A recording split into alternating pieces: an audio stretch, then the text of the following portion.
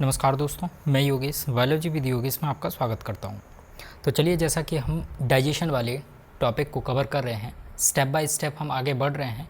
इस लेक्चर के पहले हम डाइजेशन इन स्टमक कंप्लीट कर चुके हैं। आज का जो हमारा सेशन होगा वो हम डाइजेशन इन इंटेस्टाइन, या इसी को मैं अगर दूसरे शब्दों में कहूँ तो इस बारे लेक्चर में हम सारे जितने भी हार्मोनल एक्शन यानी कि हार्मोन्स इन डाइजेशन में जितने भी हार्मोन्स यूज़ किए जाते हैं उन सारे के सारे हार्मोन्स का जो एक्शन है वो हम देखेंगे। क्योंकि आपको अगर पता हो तो जो हार्मोन्स होते हैं वो डाइजेशन में बहुत सारे ऐसे इम्पोर्टेंट क्वेश्चन आजकल के जो एग्ज़ाम हैं उनमें बहुत सारे क्वेश्चन पूछे जाने लगे हैं। इसीलिए मैं ये आज का जो सेशन है एग्ज़ाम ओरिएंटेड रखूँगा। ठीक है, तो एग्ज़ाम में जितने भी हार्मोनल एक्शन या डाइजेशन में जो हार्मोन्स यूज़ होते हैं उनको आज हम यहाँ डिस्कस करेंगे। तो चलिए शुरू करते हैं। अब यहाँ पर जो हम बात कर रहे हैं वो फूड यानी कि जो आपका भोज्य पदार्थ है या खाना है वो कहाँ पहुँच गया है, आपके इंटेस्टाइन में पहुँच गया है। जैसे ही फूड आपके इंटेस्टाइन वाले पोर्शन में पहुँचेगा, वहाँ पर जो फूड होगा वो किस किस तरीके का हो सकता है, रिच इन फैट, या तो वो कैसा होगा, फैट से भरपूर होगा, उसमें फ़ैट की मात्रा ज़्यादा होगी, या तो फिर उस फूड में क्या होगा, रिच इन एसिडिक, यानी कि या तो उसमें क्या होगा, भरपूर मात्रा में एसिडिटी होगी या एसिडिक कंटेंट ज़्यादा होगा। तो अब इन दोनों कंडीशन में कौन कौन से हार्मोन एक्टिवेट होंगे, उसी तरीके से हार्मोन एक्टिवेट होने की वजह से कौन कौन से एंजाइम सिक्रीट होंगे वो हमें यहाँ पर देखना है। ठीक है, तो चलिए देखते हैं। पहला केस देखते हैं, जब क्या होगा, फूड रिच इन फैट, यानी कि जब फूड में फ़ैट की मात्रा ज़्यादा होगी तब क्या होगा।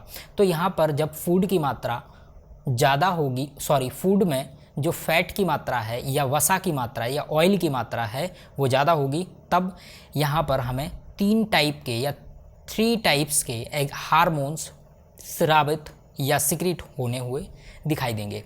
तो चलिए देखते हैं। पहला हार्मोन है CCK। ये बहुत ही इम्पोर्टेंट हार्मोन है, इसको इतनी बार पूछा गया है एग्ज़ाम्स में, इसीलिए आपको इस एग्जाम्पल या इस हार्मोन को आपको अच्छे से याद करके रखना है। इस हार्मोन का फुल नेम है कोलेसिस्टोकाइनिन। ठीक है, क्या है, कोलेसिस्टोकाइनिन। ये काइनिन होगा इधर, काइनिन। ये कोलेसिस्टोकाइनिन का शॉर्ट में नेम है CCK। अब ये कोलेसिस्टोकाइनिन क्या करता है, तो जो इंटेस्टाइन है, जो आपकी जो आंत है, उनकी जो वॉल होती है वहाँ से ये हार्मोन जो है वो सिक्रीट होता है। कौन सा, कोलेसिस्टोकाइन। जैसे ही ये हार्मोन सिक्रीट होगा, ये हार्मोन कब सिक्रीट होगा, जैसे ही फूड मटेरियल में फैट ज़्यादा आएगा तब ये CCK एक्टिवेट हो जाएगा। ये CCK जो हार्मोन है ये एक्टिवेट होगा। जैसे ही एक्टिवेट होगा, ये सिक्रीट होने के बाद ये एक्ट करेगा, यानी कि इसका जो एक्टिवेशन है ये कहाँ एक्ट करेगा, ये एक्ट करेगा आपके गॉल ब्लैडर में। इसी के जस्ट पहले हम आपको लेक्चर में बता चुके हैं लीवर क्या है, गॉल ब्लैडर क्या है, यानी कि जो पित्ताशय है या यकृत है। तो आपको पता होगा, जैसा कि मैंने आपको पहले लेक्चर में बताया था, जो गॉल ब्लैडर होता है उस गॉल ब्लैडर में बाइल जूस यानी पित्त रस का क्या होता है, स्टोरेज होता है। इस तरीके से ये लीवर था और लीवर के साथ में यहाँ पर क्या लगा हुआ था, गॉल ब्लैडर। तो हमने आपको बताया था बाइल जूस का सिक्रीशन तो होता है लीवर से, लेकिन स्टोर कहाँ हो जाता है, आपके गॉल ब्लैडर में। तो यहीं पे क्या होगा, ये गॉल ब्लैडर में जो स्टोर हुआ है बाइल जूस, यही बाइल जूस क्या होगा, इस CCK हार्मोन के एक्टिवेशन की वजह से ये कॉन्ट्रैक्ट करवा देगा इस गॉल ब्लैडर को, या फिर ये गॉल ब्लैडर यानी कि जो पित्ताशय है ये कॉन्ट्रैक्ट करेगा यानी सिकुड़ेगा। जैसे ही ये गॉल ब्लैडर इस CCK के एक्टिवेशन की वजह से क्या होगा, ये गॉल ब्लैडर पिचक जाएगा या फिर कॉन्ट्रैक्ट करेगा, और जैसे ही कॉन्ट्रैक्ट करेगा यहाँ का जो बाइल जूस होगा वो बाहर निकल के रिलीज़ होके कहाँ पहुँचेगा, आपके इंटेस्टाइन में या ड्यूडेनम में। इंटेस्टाइन यानी स्मॉल इंटेस्टाइन का एक पार्ट होता है जिसको ड्यूडेनम कहते हैं। और यही जो बाइल जूस है, इस बाइल जूस का जो फंक्शन है या जो काम है वो अगर हम यहाँ पर देखें तो ये बाइल जूस यानी पित्त रस ये क्या काम करेगा, कहाँ से रिलीज़ हुआ, पहले तो ये सिक्रीट हुआ लीवर से, और कहाँ स्टोर हो गया, गाल ब्लाडर में। गाल ब्लाडर में स्टोर होने के बाद ये सीसी के हार्मोन के एक्टिवेशन की वजह से ये कॉन्ट्रैक्ट हुआ।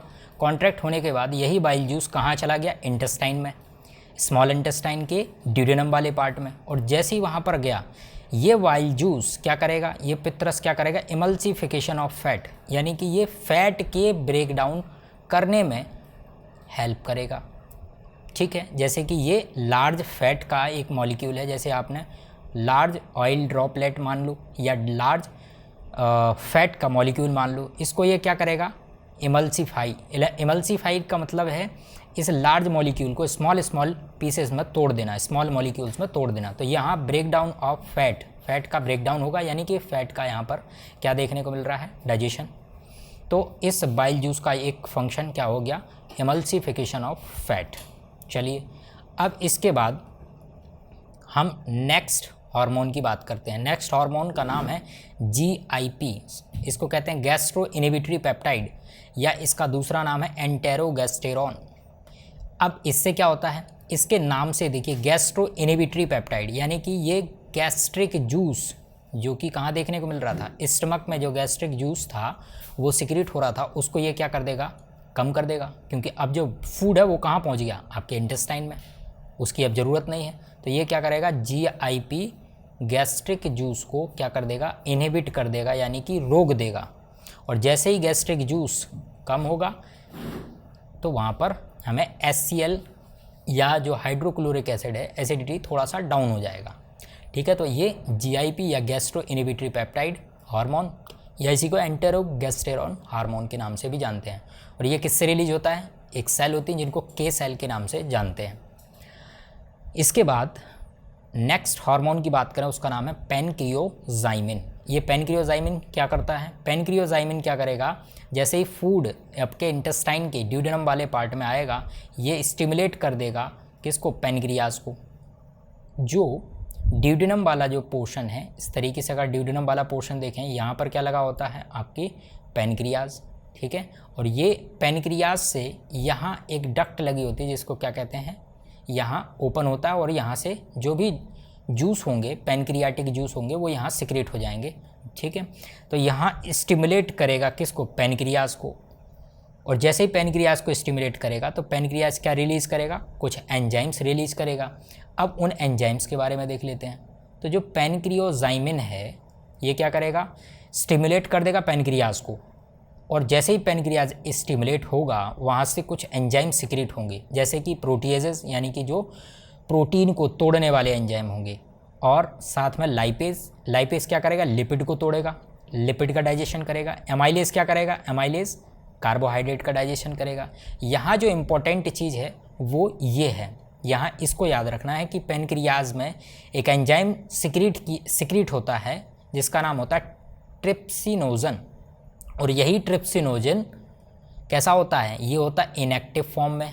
ये अभी तो क्या है, इनएक्टिव है। जैसे ही यहाँ पर एक एंजाइम होता है जिसको कहते हैं एंटेरोकाइनेज, ये बहुत ही इंपॉर्टेंट एंजाइम है, इसको कई बार एग्जाम में पूछा हुआ है, तो इसको आप मोस्ट इंपॉर्टेंट कैटेगरी में रख लीजिए। ट्रिप्सिनोजन इनएक्टिव होता है, और जैसे ही ये एंजाइम इस एंटेरोकाइनेज के साथ मिलता है, ये ट्रिप्सिनोजन कै में कन्वर्ट हो जाता है, ये कन्वर्ट हो जाता है आपका ट्रिप्सिन में। और यही ट्रिप्सिन क्या करेगा, प्रोटीन को डाइजेस्ट करने में हेल्प करेगा। सेम इसी तरीके से काइमोट्रिप्सिनोजन भी कैसा होता है, इनएक्टिव होता है। यहाँ पर ये ट्रिप्सिनोजन इसको एक्टिवेट कर देता है, तो ये किस में कन्वर्ट हो जाएगा, ये काइमोट्रिप्सिन में कन्वर्ट हो जाएगा। ये किस में कन्वर्ट हो जाएगा, काइमोट्रिप्सिन में कन्वर्ट हो जाएगा। अब ये एक्टिवेट हो गया। इसके बाद सेम यहाँ पर नीचे जो एक और एंजाइम के बारे में जो लिखा गया, प्रोकार्बोक्सीपेप्टाइडेज। जैसे ही प्रोकार्बोक्सीपेप्टाइडेज इस काइमोट्रिप्सिन के साथ मिलेगा, ये भी एक्टिवेट हो जाएगा। ये किस में कन्वर्ट हो जाएगा, कार्बोक्सीपेप्टाइडेज। ठीक है, तो यहाँ आपको जो याद रखना है, वो जो इम्पोर्टेंट चीज़ है वो याद रखना है कि पैनक्रियाज से जो एंजाइम सिक्रेट होता है उसका नाम है ट्रिप्सिनोजन, जो कि इनएक्टिव फॉर्म में होता है। और दूसरा एंजाइम होता है काइमोट्रिप्सिनोजन, ये भी इनएक्टिव होता है। और तीसरा होता है प्रोकार्बोक्सीपेप्टाइडेज, ये भी कैसा होता है, ये सारे के सारे कैसे होंगे, इनएक्टिव फॉर्म में होंगे। और ये एक्टिव कब होंगे, यहाँ पर एक एंजाइम है जिसका नाम है एंटेरोकाइनेज। यही एंटेरोकाइनेज इस ट्रिप्सिनोजन को कन्वर्ट कर देगा ट्रिप्सिन में, और यही ट्रिप्सिन इस काइमोट्रिप्सिनोजन को कन्वर्ट कर देगा काइमोट्रिप्सिन में। तो ये जो एंजाइम हैं ये एक्टिव हैं, ठीक है, ये एक्टिव फॉर्म है, और ये एक्टिव फॉर्म क्या करेंगे, ये प्रोटीन का डाइजेशन करेंगे, ठीक है। चलिए अब इसके बाद जो नेक्स्ट हार्मोन है उसमें हम देखेंगे जब भी फूड कैसा होगा। यहाँ पर मैंने आपको बताया था, पहले देखा हमने फूड कैसा था, फैटी था, तभी इस तरीके के हार्मोन रिलीज हुए।